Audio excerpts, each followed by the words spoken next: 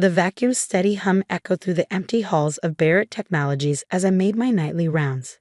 15 years of cleaning these offices had taught me every corner, every cubicle, every carelessly discarded secret left in waste paper baskets by executives too important to notice the night janitor.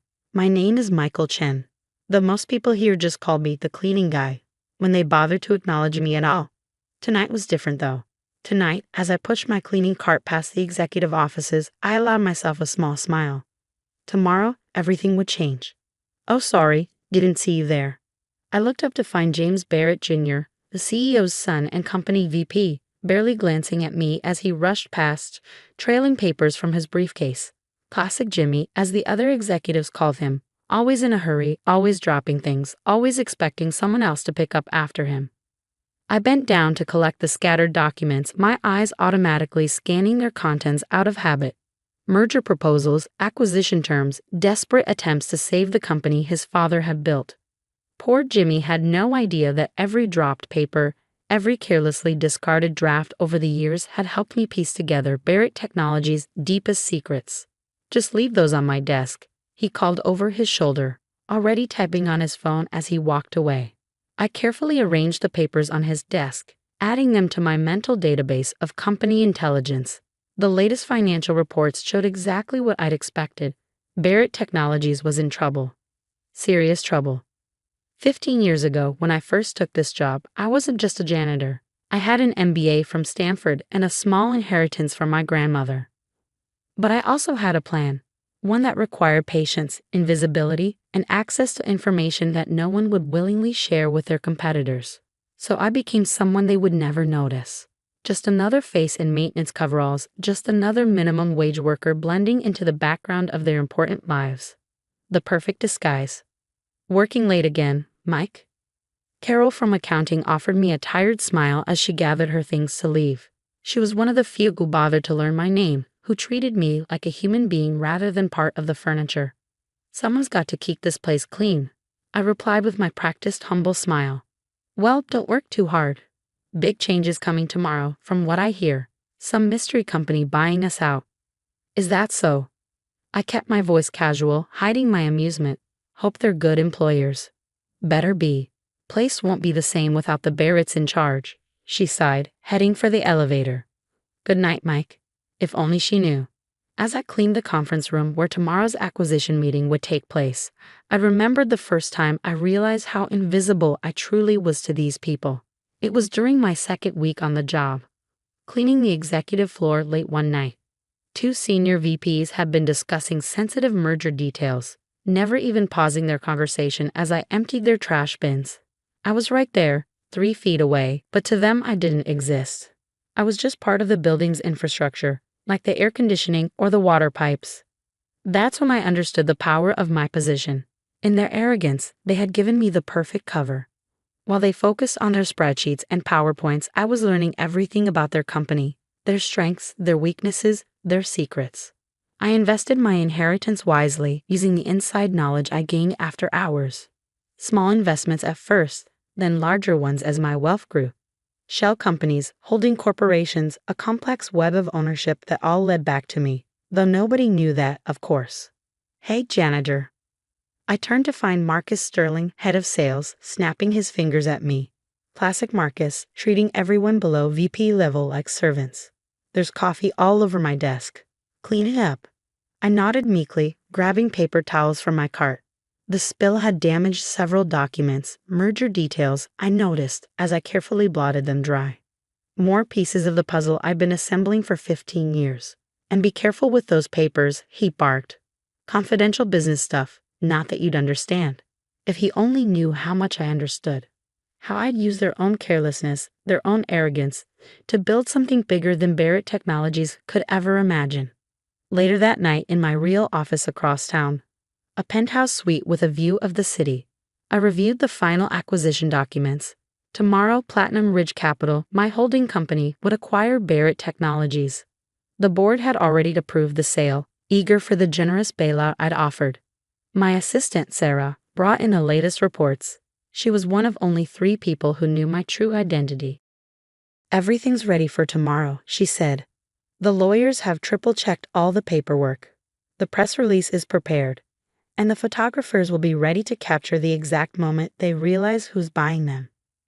I smiled, thinking of James Barrett Jr.'s casual dismissal, Marcus Sterling's condescension, all the executives who had walked past me for 15 years without a second glance.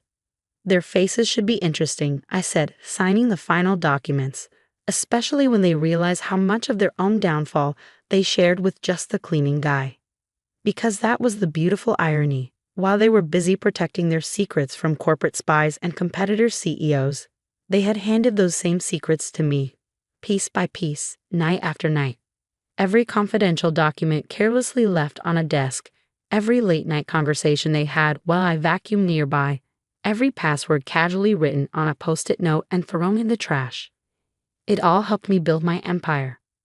What about the employees? Sarah asked. The ones who weren't part of management's arrogance? Already taken care of, I assured her.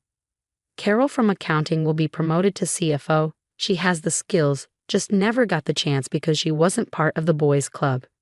Several other talented people will finally get the recognition they deserve. I stood at my window, looking out at the city lights. Somewhere out there, the Barrett Technologies executives were enjoying their last night of complacent superiority. Tomorrow, they would learn that the man they had stepped over, ignored, and dismissed for 15 years was about to become their boss. Their security badges for tomorrow's meeting, I asked. Sarah handed me a stack of fresh ID cards. All set, though I doubt they'll recognize you in a suit instead of coveralls. I picked up James Barrett Jr.'s badge, remembering all the times he'd walked past me without a glance. That's okay.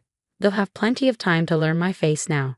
As I drove home that night to my real house, not the modest apartment listed on my janitor's employment records, I thought about how tomorrow would unfold. The shock on their faces, the dawning realization of how completely they had underestimated me. Because that's the thing about being invisible, it lets you see everything, learn everything, understand everything.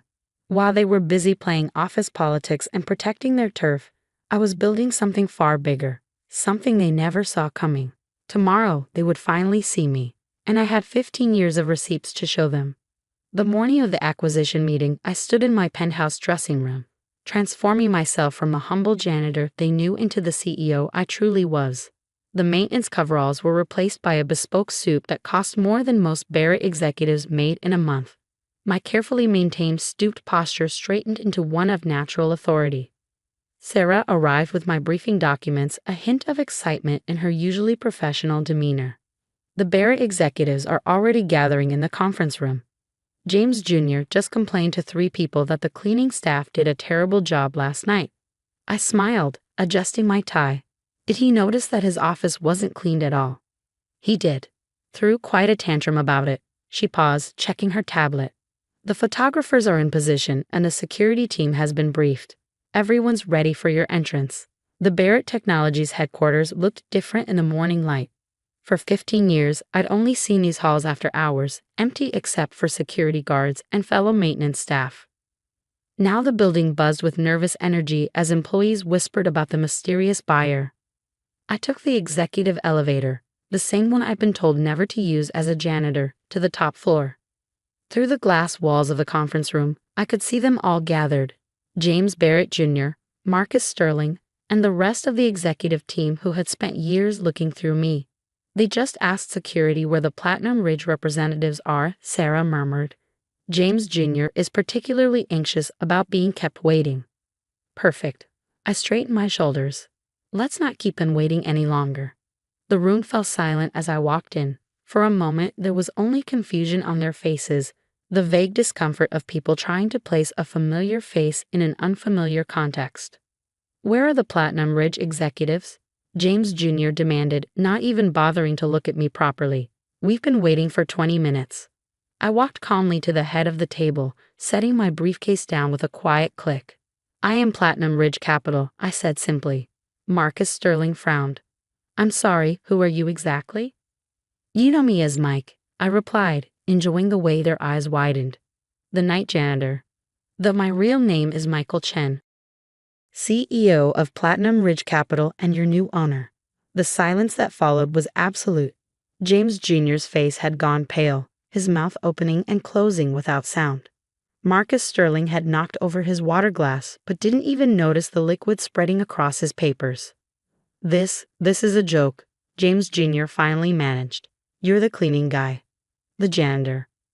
Was the janitor, I corrected him.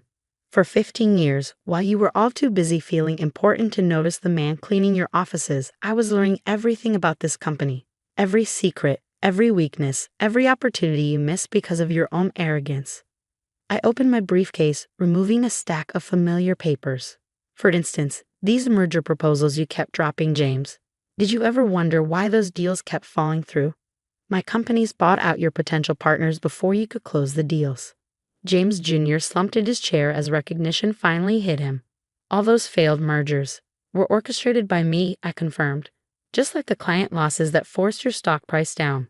The strategic missteps that cost you market share. I knew your playbook because you never bothered to hide it from just the cleaning guy. Marcus Sterling's face had turned an interesting shade of red. You spied on us. That's illegal. Spied? I laughed softly. I simply paid attention to what you willingly shared, like those confidential reports you left on your desk every night, or those late-night strategy meetings you held while I vacuumed nearby. You never even paused your conversations when I was in the room. I was invisible to you.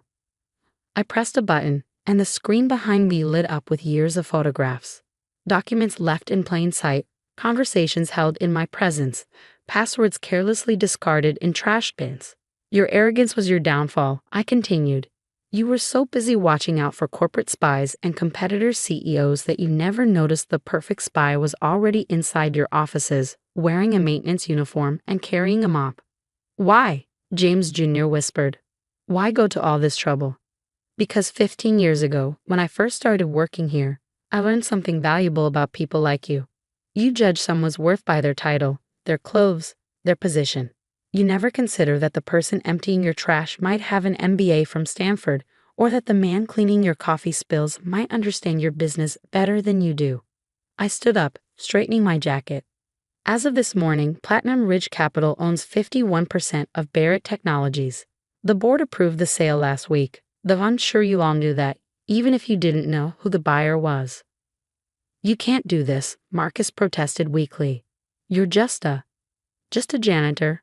I finished for him. Not anymore. Now I'm your boss, and there are going to be some changes around here. I nodded to Sarah, who began distributing new documents. First, the executive team is being restructured. James, Marcus, your services are no longer required. Your severance packages are detailed in those folders. You're firing us? James Jr. sputtered. Consider it karma. Oh, and James, next time someone tells you they cleaned up a coffee spill on your desk, you might want to thank them. They may end up buying your company one day. As the stunned executives filed out, some already calling their lawyers, I turned to the remaining employees in the room. Carol from accounting, congratulations on your promotion to CFO. You've earned it. Carol's eyes widened in shock, then understanding. All those times we talked during your night shifts. I saw your potential, I confirmed. Just like I saw how this company wasted talent because they were too focused on maintaining their boys' club. The next few hours were a blur of paperwork, press releases, and restructuring announcements. By afternoon, business news channels were running the story. Night janitor revealed as billionaire CEO in shocking corporate takeover. Later that evening, as I sat in what had been James Barrett Jr.'s office, Sarah brought in a familiar cleaning cart. For old time's sake, she suggested with a smile. I stood up, running my hand along the cart I'd pushed for 15 years. You know what the best revenge is, Sarah? What's that? Knowing that every time they tell this story, and they will tell this story, they'll have to admit that they handed their company to their janitor, piece by piece, simply because they thought he wasn't worth noticing. I looked out at the city skyline, now visible from my new office. They spent 15 years stepping over me, around me, through me, never realizing I was actually moving up, one cleaned office at a time. The next morning, as employees filed into work, they found their office spotless, personally cleaned by their new CEO. And on James Barrett Jr.'s old desk, now mine, sat a cleaning cart nameplate with a new inscription. Michael Chen, CEO, previously known as just the cleaning guy. Because sometimes the best way to rise to the top isn't to climb the corporate ladder, It's to quietly clean it, one rung at a time, while everyone else is too busy looking down to notice you looking up.